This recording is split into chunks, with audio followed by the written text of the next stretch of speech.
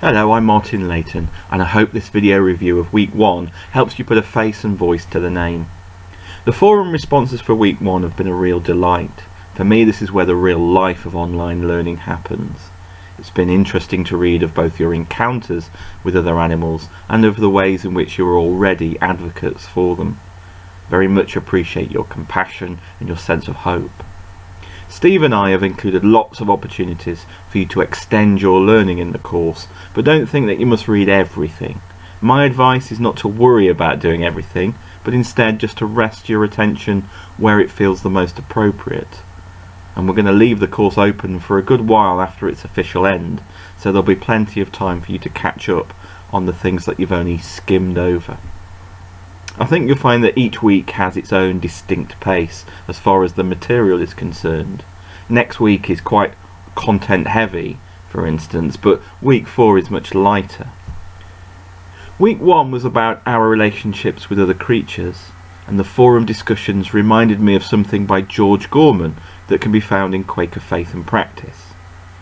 It's in my relationships with people that the deepest religious truths are most vividly disclosed. A common thread of our discussion concerned the importance of our childhood experiences in formulating our attitudes to non-human creatures. Often they can be a reassuring, comforting presence in our lives, and childhood seems to be a time when we are most open to the possibility that other animals have inner lives that are comparable to our own.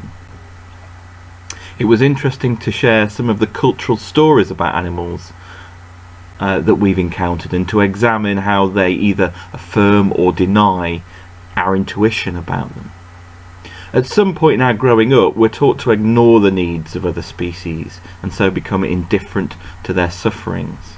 Many of us shared our feelings of regret as we remembered our selfish, unthinking behaviour towards them. We also noted how cultural and religious attitudes can support and justify this way of living.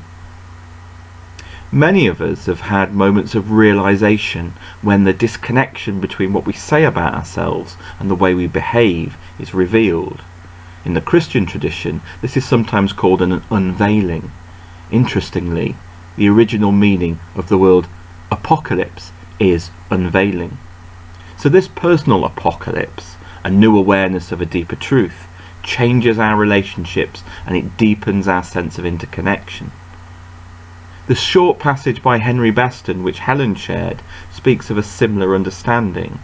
His call for a more mystical concept of other creatures reminds us that there is something both spiritual and transforming about this new awareness.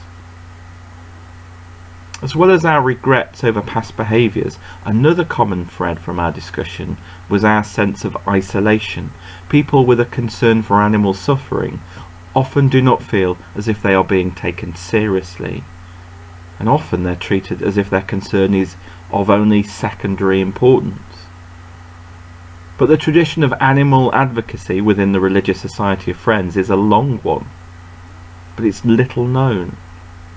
And it's our hope that over the duration of the course we can develop our confidence in sharing that tradition with others.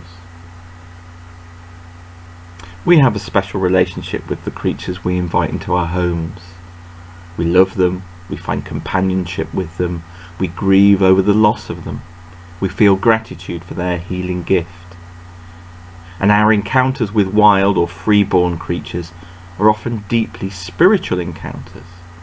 They unexpectedly enter our lives, and we also stumble into theirs, and these moments are fleeting, mysterious and peaceful. They stimulate our curiosity, and they offer us intimations of the eternal. It's a privilege and a grace, and it's such a contrast to the busyness and artificiality of the world that we've constructed around us. We are guests in their world, and we can only receive their power and mystery with a sense of humility.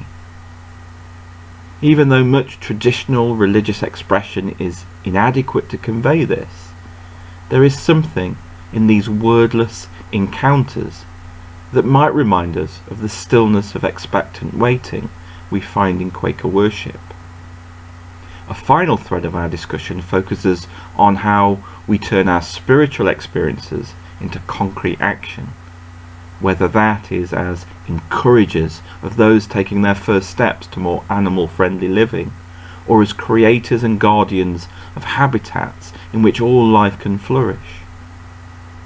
Whilst the signing of endless petitions can often feel disheartening, it's important that we remain advocates for other creatures, by being a voice for the voiceless.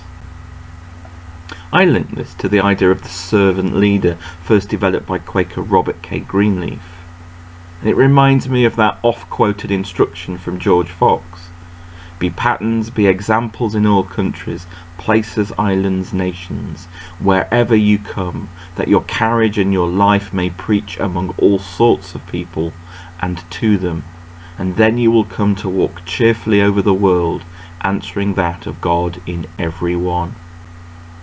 In week 2, we'll see how some of our experiences are also reflected in the Old Testament, one of the foundational texts of our faith. I hope that together we can deepen our understanding of both our relationship to the non-human world and of our Quaker faith. And I also hope that we can confirm and support each other in our compassion for all animals.